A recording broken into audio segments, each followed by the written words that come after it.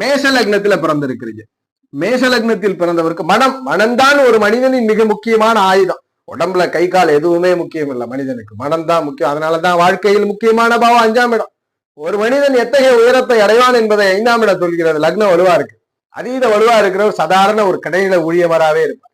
5ஆம் இடம் வலுப்பற்றவர் வாழ்க்கையில் மிகப்பெரிய உச்சத்தை அடைவார். எப்பொழுது தசா புத்திகள் தொடர்பு கொள்ளும்போது, அல்லது கடைநிலையிலே இருந்தாலும் அந்த கடைநிலை மனிதர்கள் இவர் ஒரு உச்சம் தொட்ட மனிதனாக இருப்பார். இப்ப 5ஆம் இடத்திற்கு மிகப்பெரிய முக்கிய பவர் உண்டு. அந்த வகையில அந்த 5ஆம் இடம் தான் அதிர்ஷ்டத்தை குறிக்கக்கூடிய பாவம் தான். முன்னோர்களுடைய ஆசைன்னு மட்டுமில்ல, பிரபஞ்ச ஆசை, பிரபஞ்ச ஆராய்ச்சி குணம், இறை இஷ்ட தெய்வங்களுடைய ஆசை இருக்கிறது 5ஆம் இடம் தான் சொல்லுது, இறை நம்பிக்கைய. அப்போ ஒரு ஜாதகத்துல லக்னத்திலிருந்து 5ஆம் பாவம் தான் இந்த முன்னோர்கள் ஆசை இருக்கான்னு சொல்லுது. அந்த வகையில மேஷ லக்னத்தில் பிறந்தவருக்கு 5ஆம் மனையாக சிம்மம் வருகிறது. இந்த சிம்மமும் சிம்மத்திற்கு அதிபதியான சூரியனும் தான் முன்னோர்கள் ஆசை இருக்கான்னு சொல்றாங்க.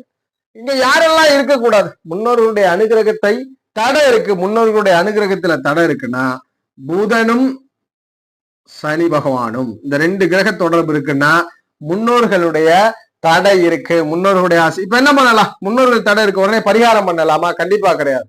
பரிகாரங்களினால் வாழ்க்கையில் எதையும் வென்று தீர முடியாது. ஜாதகர் அதிர்ஷ்டம் கிடைக்காது வாழ்க்கையில, சுயமுயற்சியில தான் வெற்றி பெறணும். அந்த ஒரு பாயிண்ட் தான். அதிர்ஷ்டம் என்பது இல்ல, சுயமுயற்சியில தான் வெற்றி பெறணும். பரிகாரங்களினால் எது நிகழ்ச்சி இல்லை.